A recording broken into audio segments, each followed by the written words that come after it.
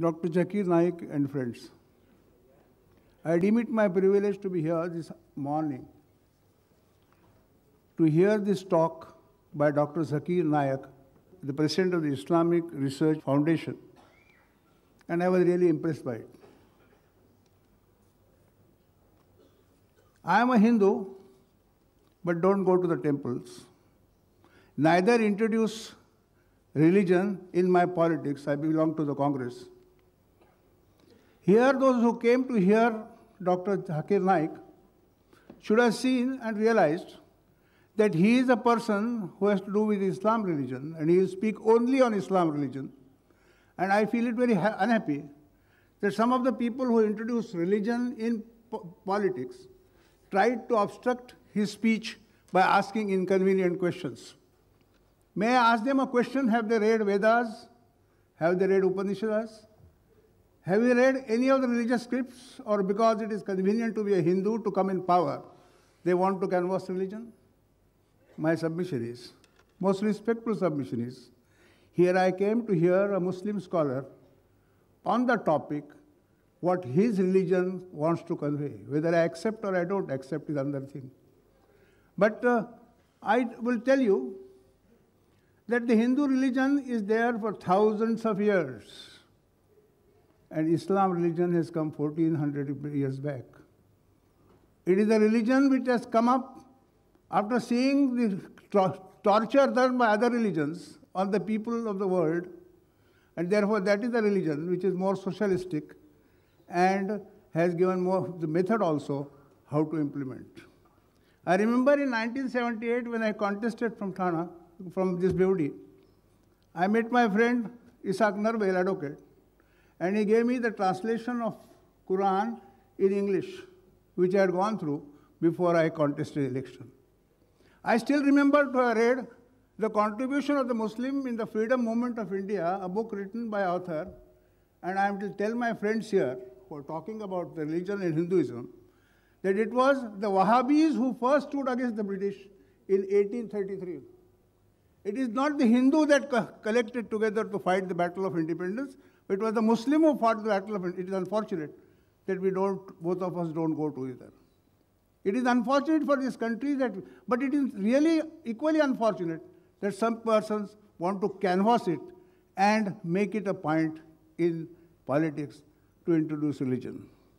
I am really impressed by the speech. I have learned a lot. Not that I agree with whatever he has said, but it's a way of thinking and certainly deserves serious consideration. And I am thankful to him. I thank you all.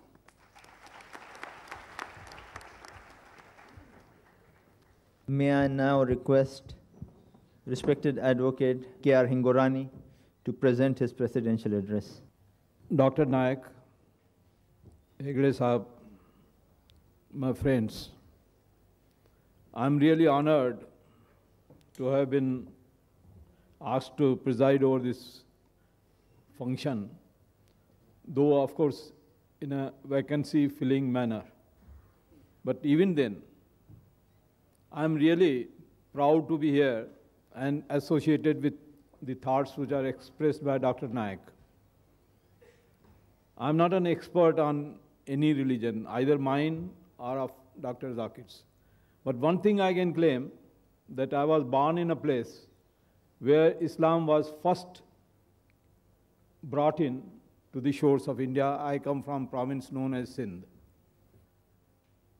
For the first time in my life, I have heard a Muslim scholar, though I have heard so many Muslim Maulanas, who can understand and really read the things comparatively, not only from an exclusive point of view, as normally it is misunderstood by us, that Islam is an exclusive religion, only meant for compartmental people who believe in certain things and who disbelieve in other things.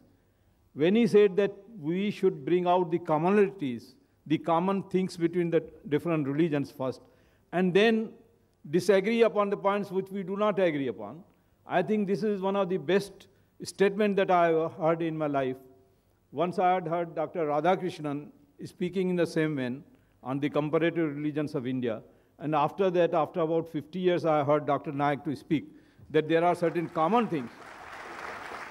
And really there are certain common things, because when he spoke about the taqwa, it's an Arabic word, I think that is the pronunciations, and he said it is God consciousness, I was reminded of my own Shivaism, Kashmiri Shivaism, which also talks about the God consciousness as being the fundamental force in life, that everything emanates from it.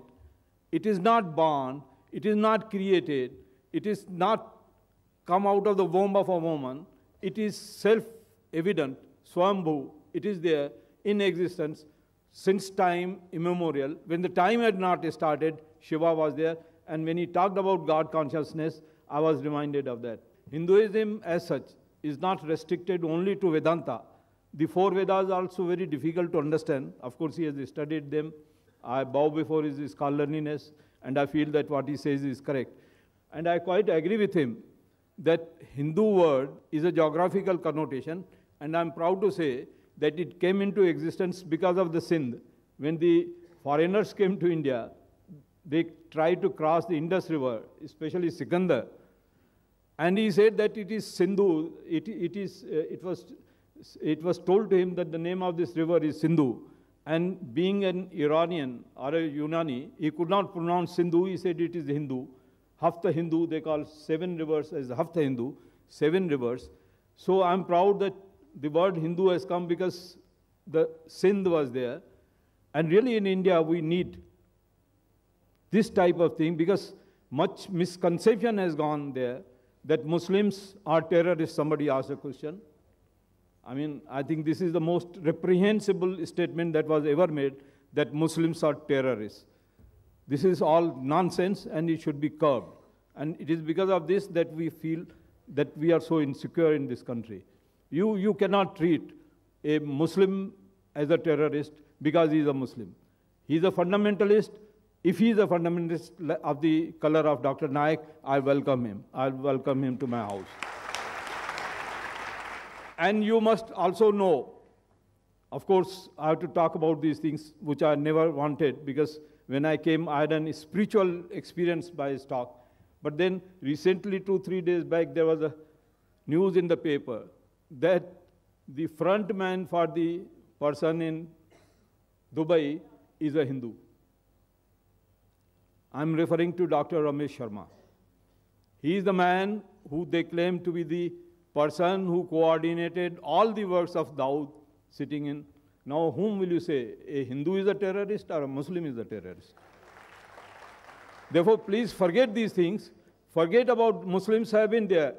Bad kings from Muslims were there, bad kings from Hindus were there, and they need to be improved.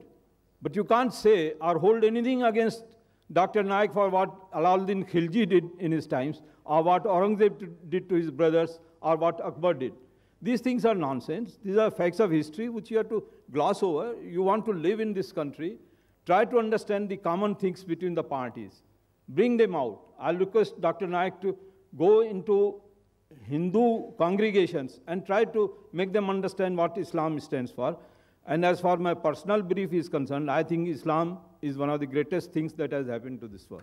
Thank you very much for giving me this honor and hearing me out.